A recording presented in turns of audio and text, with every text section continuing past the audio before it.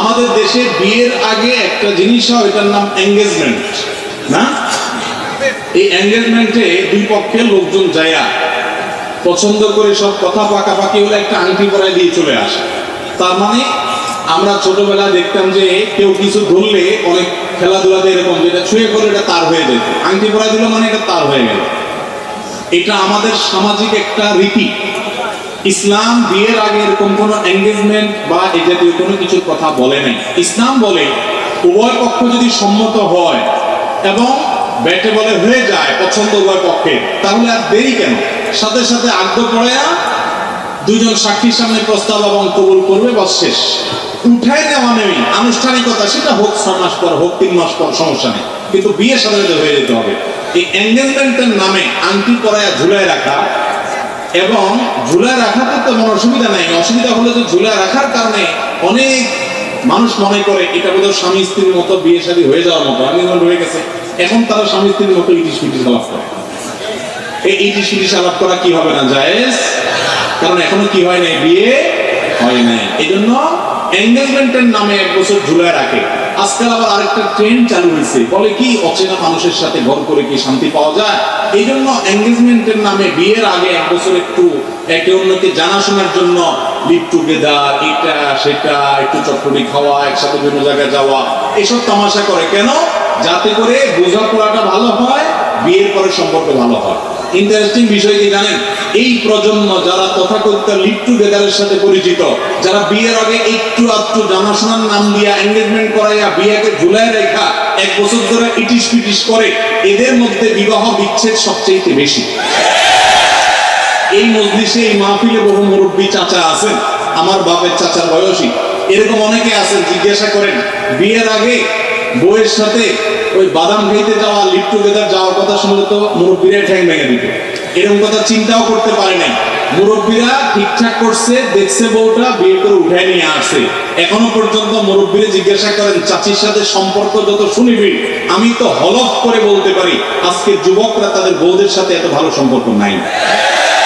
এই জন্য সবসময় বলি মুরব্বীদের বিয়েটা হলো মেড ইন জাপান, আর এখনকার তরুণদের বিয়ে হলো মেড ইন চায়না। এগুলো বিয়ে হইতে দেরি, ভাঙতে। তালাকের হার কি বাড়তেছে না কমতেছে? বাড়তেছে। কি জন্য? বাড়ার তো কথা না। এত লিভ টুগেদার হচ্ছে, এত প্রেম প্রীত হচ্ছে, এত সম্পর্ক হচ্ছে, এত ইটিস পিটিস মেসেজ আদান প্রদান হচ্ছে। আগের মুরব্বীরা তো এত মেসেজ দেওয়ার সুযোগও পায় নাই, অথচ তো চাচির সাথে চাচার সম্পর্ক অনেক শক্ত ছিল। তাহলে বোঝা গেল হারাম এবং অবৈধ বিবাহ বহির্ভূত সম্পর্ক এঙ্গেজমেন্টের নামে 1 বছর ধরে ইটিস পিটিস বিভিন্ন জায়গায় এরকম ঘুরে বেড়ানো, লিভ টুগেদার ইত্যাদি বিভিন্ন নাম দিয়ে তথাকথিত একজন আরেকজনকে বোঝাপড়ার কথা বলে যে স্বাভাবিককরণের চেষ্টা করা হচ্ছে, এগুলো কখনো মানুষকে শান্তি দিতে পারে না। পশ্চিমা দুনিয়ার মানুষেরা তারা তো বিয়ের ধারে ধারে না। বিয়ের আগে পুরো লাইফটাই এভাবে তারা হারাম সম্পর্ক, হারাম রিলেশন করে জড়িয়ে যায়। তাদের রিলেশন গুলা সকালে হয়, বিকালে ভাঙে। প্রতিদিন তাদের এই তথাকথিত ছেলে বন্ধু মেয়ে বন্ধু চেঞ্জ হতে থাকে। আর মুসলমান সে যদি আল্লাহকে ভয় করে, ঈমান যদি তার মধ্যে থাকে, কোরআন হাদিসের আলোকে সঠিক পদ্ধতিতে সুন্নাহ সম্মতভাবে যে সে বিয়ে করে, আলহামদুলিল্লাহ দাম্পত্য জীবনে যে শান্তি দান করে, এটা কখনো আল্লাহর অবাধ্য এই তথাকথিত হারাম রিলেশনকারী লিভ টুগেদারের অনুসারীরা বা কোনো অমুসলিমেরা সেটা কল্পনাও করতে পারে। অতএব এই সমস্ত হারাম সম্পর্ক থেকে আল্লাহ আমাদেরকে বেঁচে থাকার তৌফিক দান করুন।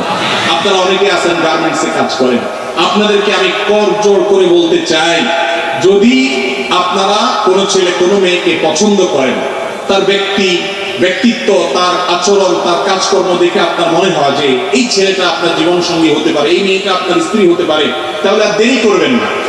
যত দ্রুত সম্ভব আল্লাহর উপর তাওয়াক্কুল করে অভিভাবকদেরকে সম্মত করে বিয়ের প্রস্তাব নিয়ে কাজ করে ফেলবেন।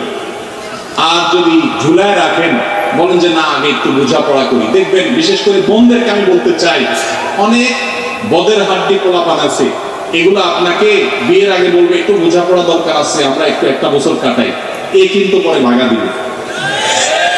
এটা কিন্তু বাটপার।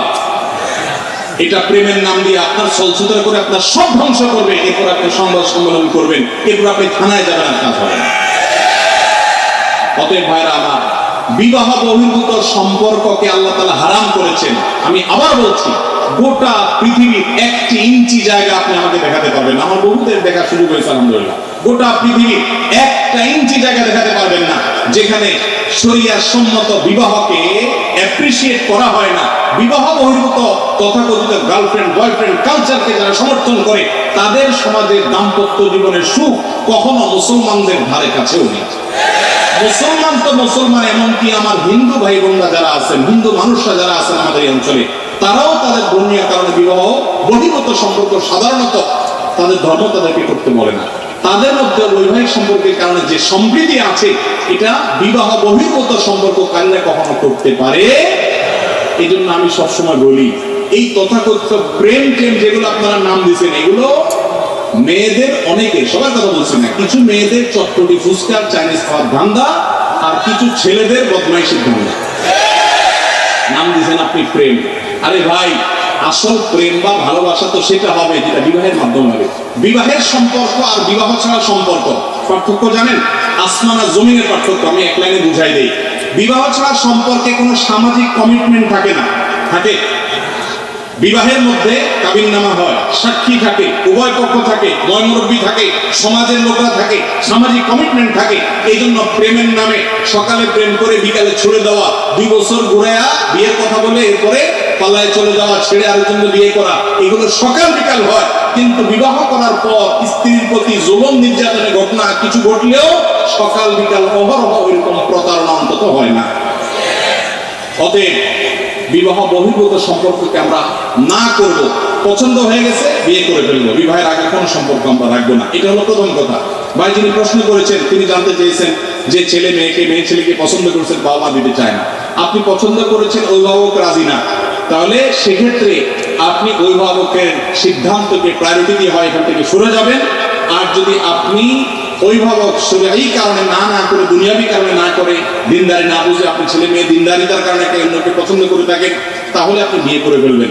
কোনো অজুহাতে সেটা থেকে সরে যাবেন না। তবে হ্যাঁ, বাবা মার সে অধিকার আছে, সন্তান যদি কোনো জায়গাকে চয়েস করে যৌক্তিক কারণ দেখে, বাবা মা দুনিয়াবি কারণ ছাড়া যদি বাবা মা সেখানে আপত্তি তুলতে চায়, সে সুযোগ তাদের আছে।